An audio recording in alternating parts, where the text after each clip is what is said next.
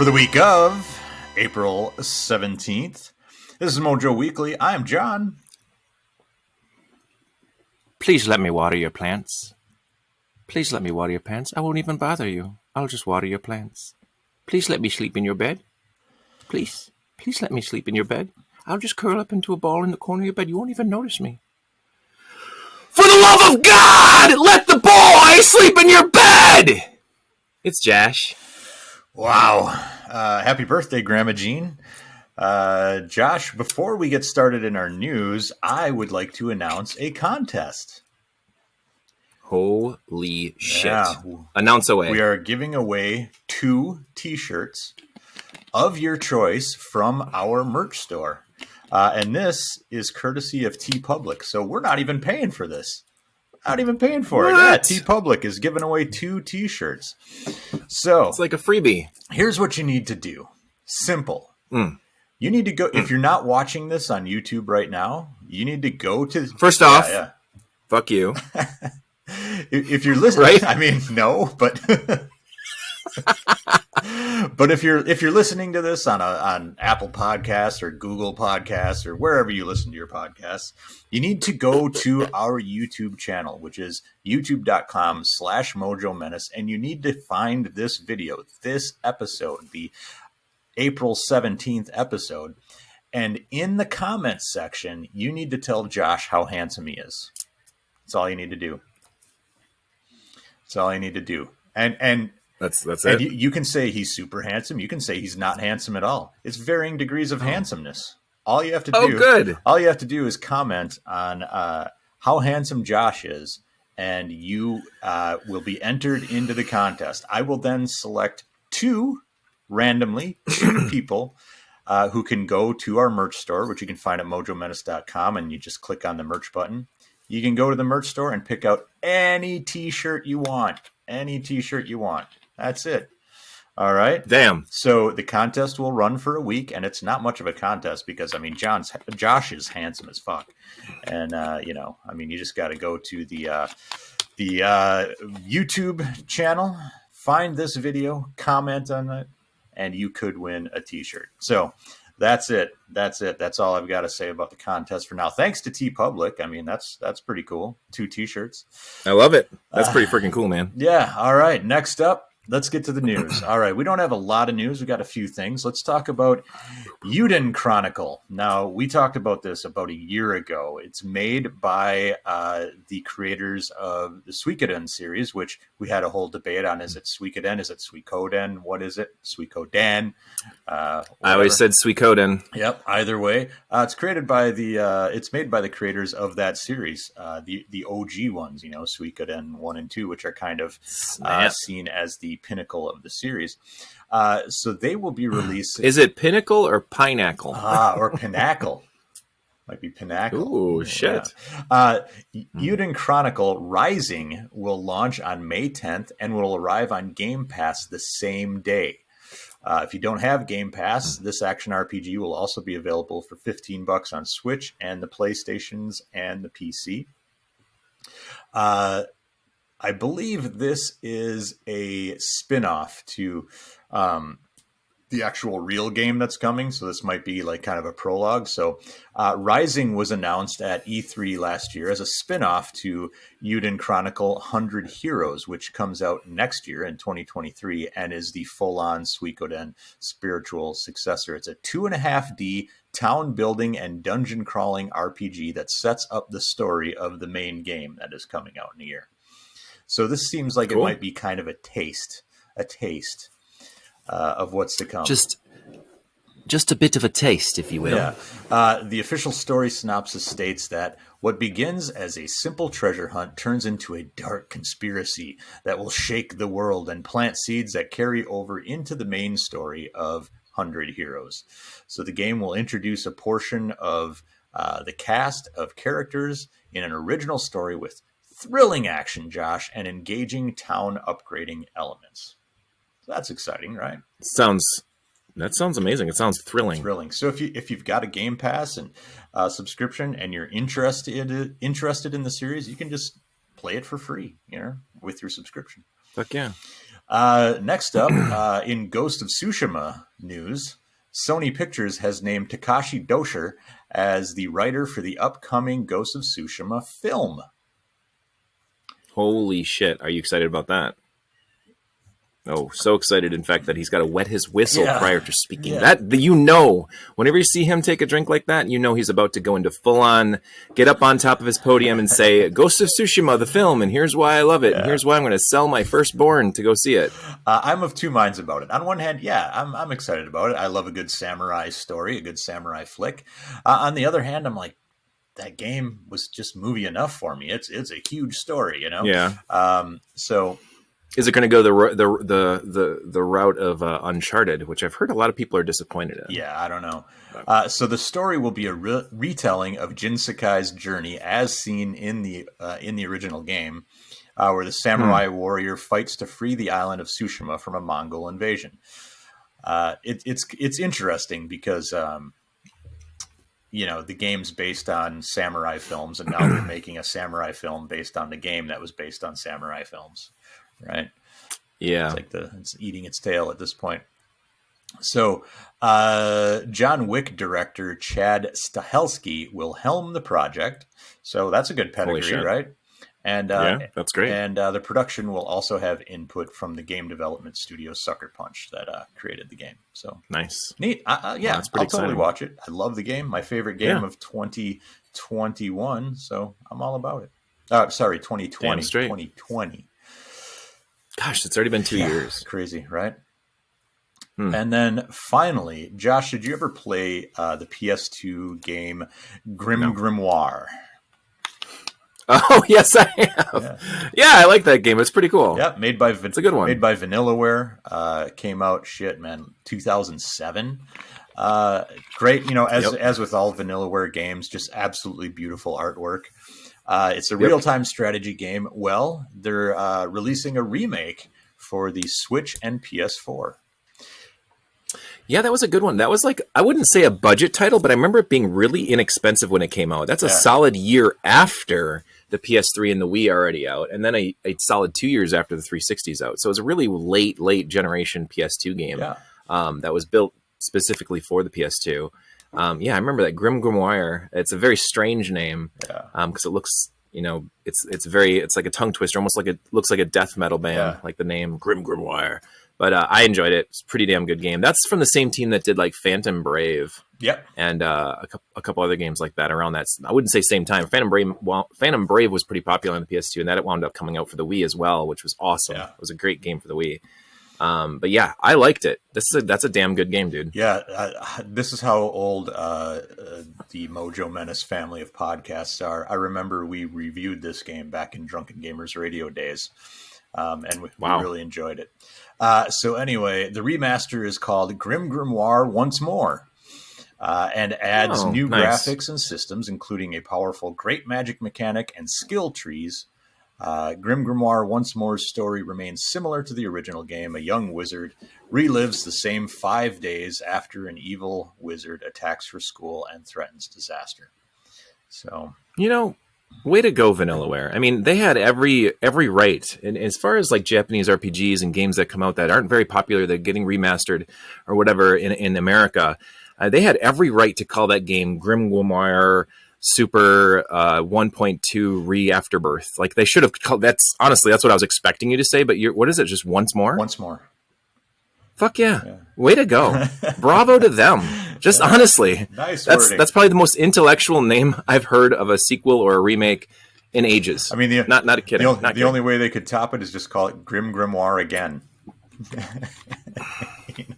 Well, that could be the third. That could be the third. Again...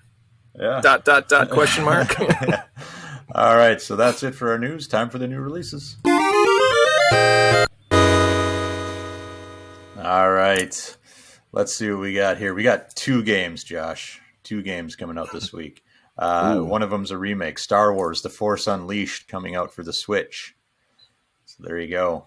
And then after that, we've got Teardown for the PC. That's it. That's all we got. Teardown?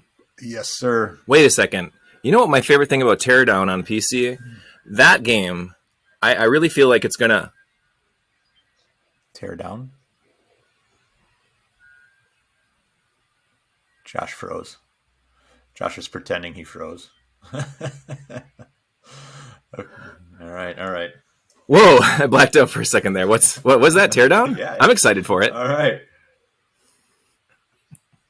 I need to take another drink after that. And coming up, as Josh reboots his brain, we will get to Dale and his retro recap. You know what? You know what my favorite thing about Dale's retro recaps are? Let me know. Tell me. The music. Damn it, so good. He always picks the best songs. Dale, you rock, man. All right. Makes me want to dance. Glad you got that out of your system. Here's Dale. Hey, what's up, MoJoWeekly listeners? This is Dale, and welcome back to this week's retro recap of the latest retro re-releases, remasters, and remakes. As always, credit for this goes to GSK from Retronauts.com, StrictlyLimitedGames.com, and LimitedRunGames.com. You can find links and info to all this week's releases in the MojoMenace.com forums. So that's out of the way, on to the releases. Starting off with a physical release, 1 week ahead of its digital launch is Star Wars The Force Unleashed for Switch via Limited Run Games open pre-order. This remasters the 2008 Wii version of with motion controls that saw players control Darth Vader's apprentice in a heavily hyped single-player campaign. Again, this is just the Wii version it's remastering, not the more higher budget 360 PS3 release that I have a good feeling mostly everyone listening to this probably played. It will have a standard $35 version, an $85 premium edition, and a $175 master release packed with all kinds of Star Wars goodies like lithographs, light-up replicas, miniature stencilers, commemorative coins, etc. Taito Milestones is receiving both a physical and a digital release this week for $40 on Switch. It includes the following Taito arcade games that were released from 1981 to 1987, a total of 10 games. We have Kicks, Space Seeker, Alpine Ski, Frontline, Wild Western, Chack and Pop, Elevator Action, The Fairyland Story, Haley's Comet, and The Ninja Warriors. This was produced in tandem with Hamster, the folks in charge of the Arcade Archives branding, and as GSK noted, 8 of these games are already out individually on Arcade Archives, and the final 2 are confirmed to be released down the line as well. And it appears this will be a no-frills collection with no major historical bonuses or the caravan and multiple ROM variant modes that the usual Arcade Archives individual releases usually have. They're removed in this collection, hence the budget pricing. Hey, speaking of Arcade Archives hitting exclusively on digital, we have Legend of Valkyrie for the Arcade Archives release this week, and it was a long-time Japan-exclusive top-down action RPG that first landed in Japanese arcades in 1989 and is the current background music for this week. For the longest time, its only home version was a PC Engine platform in Japan until Namco Museum 5 brought it to PS1 in America, but it is now on Switch and PS4 for $8 courtesy of the Arcade Archives. But buyer beware, this contains a fair amount of Japanese text crucial at points for solving puzzles and item descriptions as per GSK. And winding down, we have 2 vinyl releases, with the original 2 NES Bomberman games receiving their own vinyl pressing via Ship to Shore for $27. The other is an early import data disc release of a vinyl I imagine some will probably demand for in the form of the original soundtrack for the hardcore shmup Ikaruga. The single disc import commands a hefty penny, however, with a current sale price of $59. Well, that wraps it up this week. Throwing it back to you, John and Jay-ish.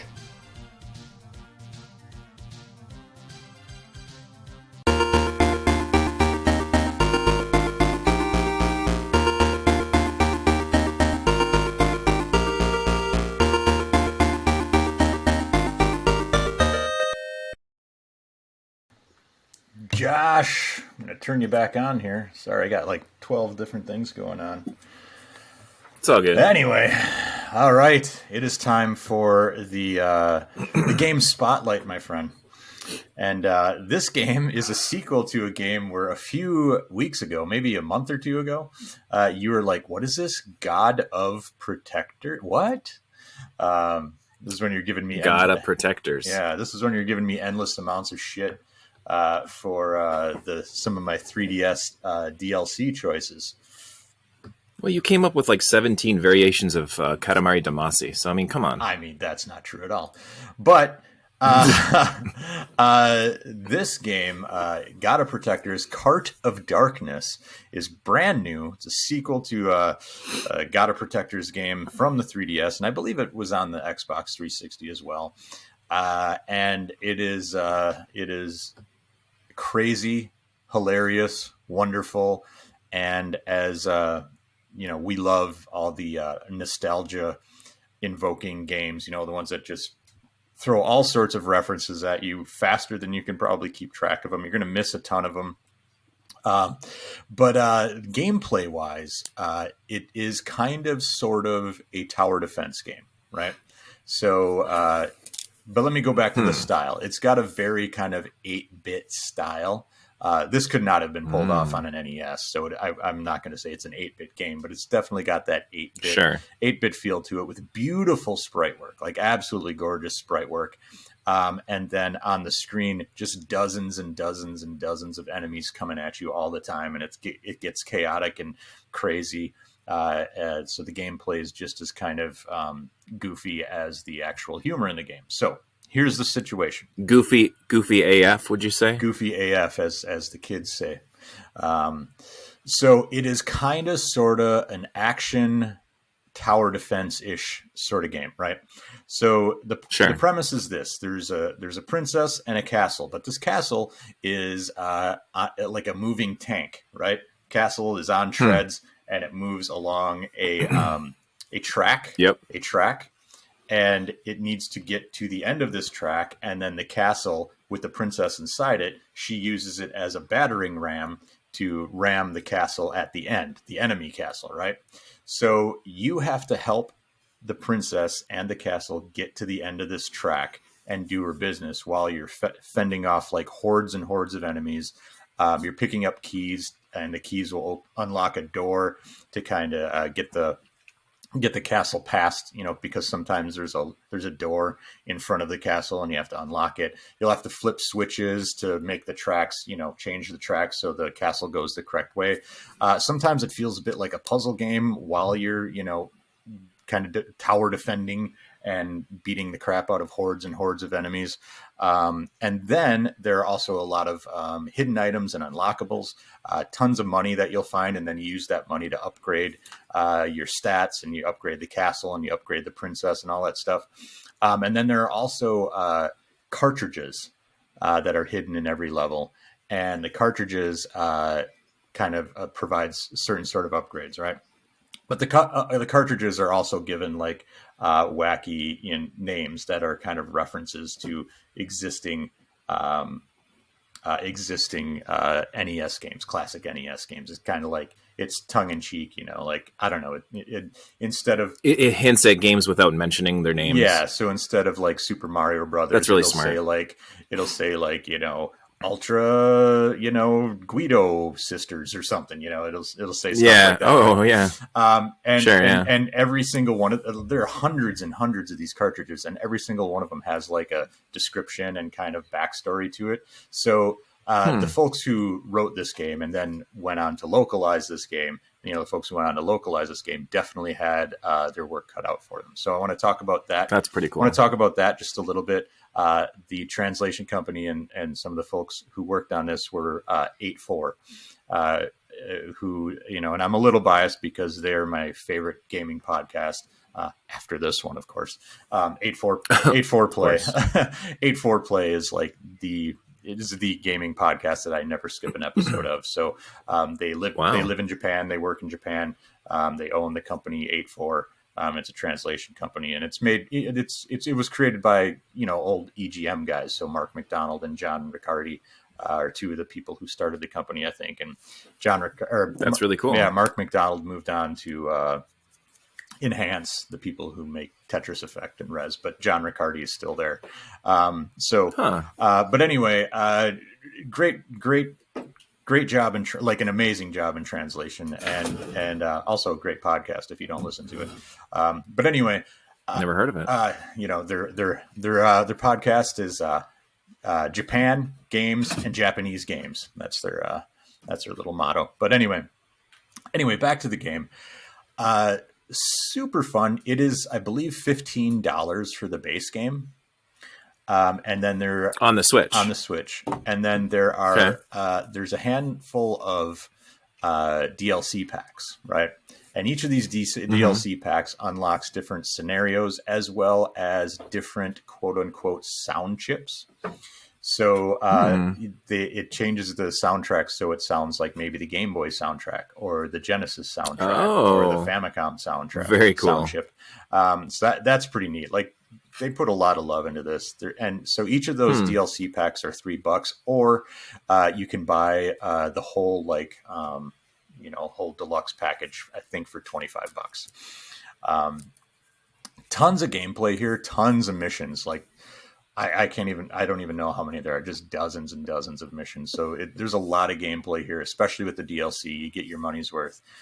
It's a deceptively simple game, where you're, like I said, it seems like at first you're just beating the shit out of hordes and hordes of enemies, but as they add new elements, it gets a lot more complex and requires a lot more strategy.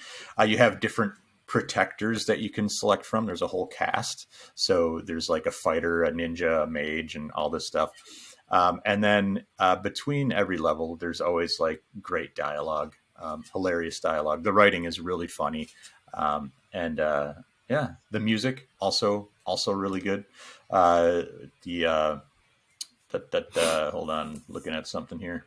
Yuzo Koshiro did the soundtrack. So no way. Yeah, man. So definitely a great pedigree there. That's amazing. Yeah. Go ahead. So we had reviewed the original, or not really reviewed, but mini reviewed the original that came out on the 3DS eShop, right? We talked about it. And yeah, we talked about it. Do you think that like these companies that are kind of like, oh shit, now that the store is closing and these games aren't going to be available anymore, they're going to turn into vaporware, and they're like, let's re-release these on consoles that people are going to be playing now, or like the Nintendo Switch or something.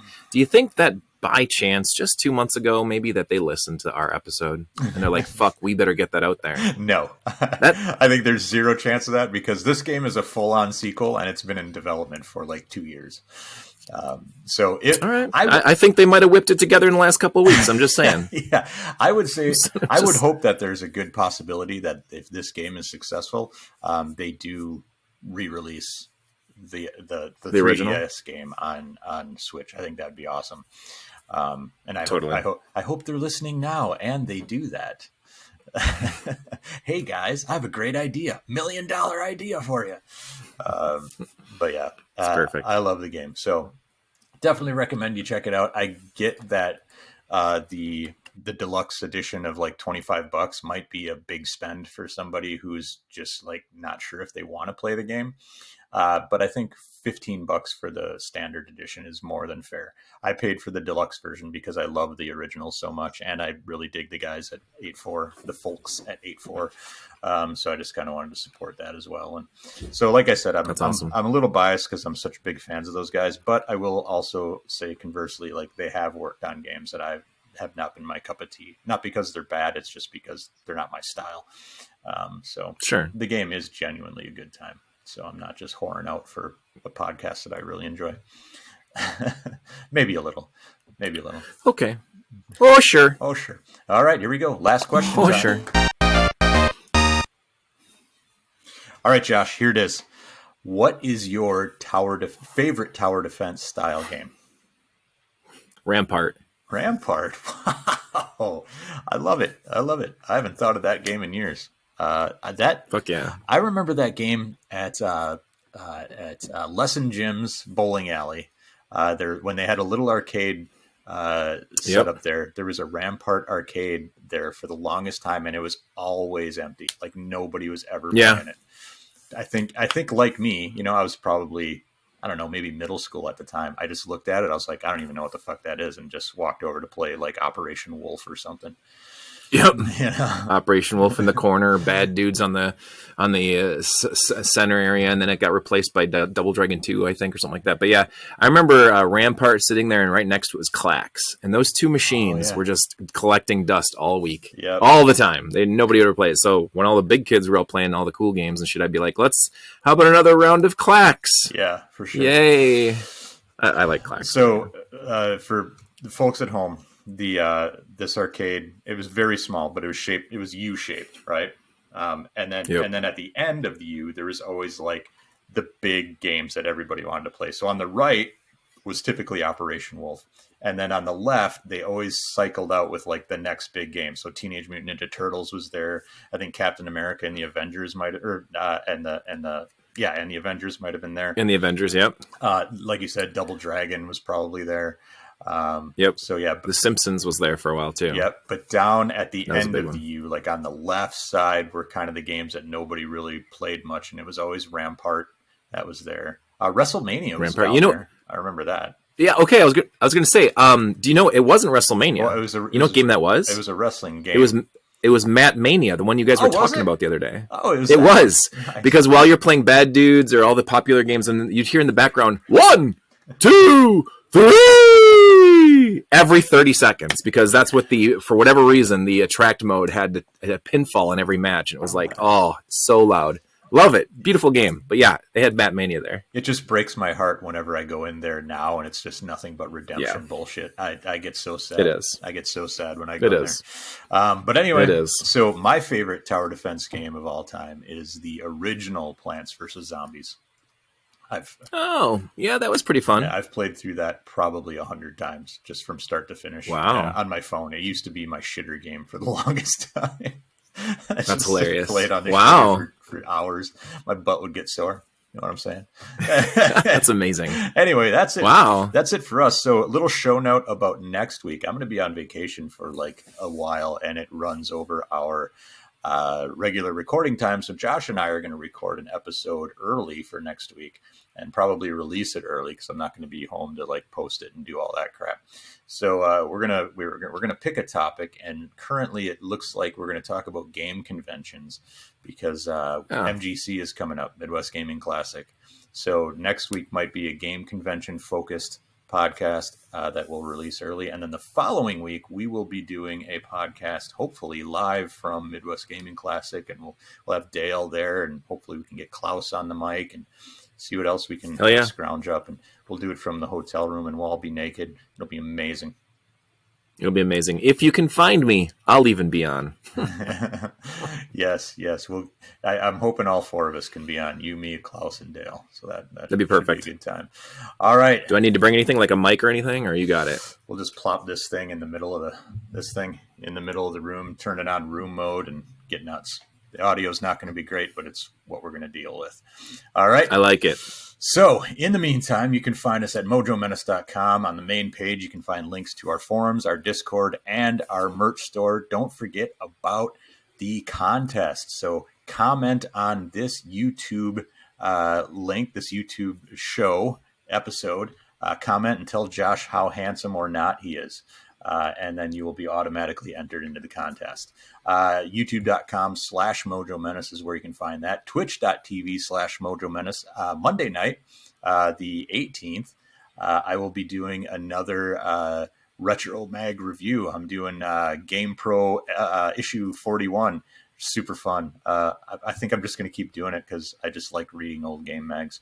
I do too, and I think you've got a really fucking awesome idea here. For real. Like, I enjoyed that. I didn't catch it live the last time you did it, but I listened to the rest of it via while I was working, and it was great. It's just I want to go to my bookshelf and grab the magazine and read with you and be like, yeah, what the fuck was that guy talking about? Yeah, so after Game Pro 41, I'm actually going to do a magazine that I own from back in the day because I've got a whole crate full of EGMs. So I'm going to page through it and then put the digital version up on the screen. And, it'll be fun. Very cool. And then we play a bunch of games from the magazine. I kind of take requests like, what did you see in the magazine you want to play? And then we kind of... It's a great idea. It was super fun. Thanks to Ken Williams, Sushi X, for dropping by. I haven't talked to him in quite a few years. No way. Yeah, it was fun. That's amazing. Yeah, it was nice. Super cool. It was nice of him to drop by. I haven't talked to him in a while. So it was good to talk to him. It was good to have somebody who's like, oh yeah, I remember this, and then talk about it a little bit. That was kind of cool. That's amazing. So anyway, check that out on twitch.tv/MoJoMenace, and then all of the social medias. We are at MoJoMenace. Josh, where can they find you? Oh yeah, sure. I'm on Twitter. Oh yeah. What is it? @_Joshua Turbo. Don't forget the underscore, as it is the most important underscore in all the internet. Mm-hmm. And you want to talk about Twitch, because you're on there quite a bit. Yeah, twitch.tv/Joshua Turbo, I guess. Last night, actually, Christine and I had a blast. We played through about 75% of Bonk 3 CD. Nice. Yeah, it was fun. We almost got stuck twice. It was ridiculous. We got to a point where it was like you couldn't bite the wall up. You had to bonk from side to side up, and it was like we were in the bottom of a pit, the two of us. And as soon as we get close to the top, one of us would accidentally bonk straight down. Nice. And I'm like, so I actually grabbed both controllers and did the bonk, bonk, bonk, bonk, bonk up it. I got to clip it. It was ridiculous. It was really funny. Nice. Great game. Love it. I wasn't able to chat, but I did tune in for a while, and you guys are playing Mario 2, I think. Yeah, we were bouncing around with some multiplayer games and some one-player games, stuff that she likes or stuff that I like, whatever. But it was a lot of fun. So we hang out on Twitch. It's always a lot of fun. Redeem some points, review some game music, make me go Macho Man Randy Savage. It's a blast. It's fun. All right. We will talk to you with a special episode next week. Bye.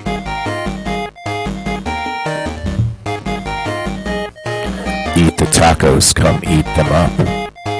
Eat the tacos, come eat the tacos. Eat the tacos, come eat them up. Eat the tacos, come eat the tacos. Eat the tacos, come eat them up. Eat the tacos, come eat the tacos. Eat the tacos, come eat them I'm just going up. to let you fuck with my fade out. We got bananas and cherries and Cubans for smoking cigars in the ribbons. You can cut me at any point now, because I'll probably randomly say lots of bad things.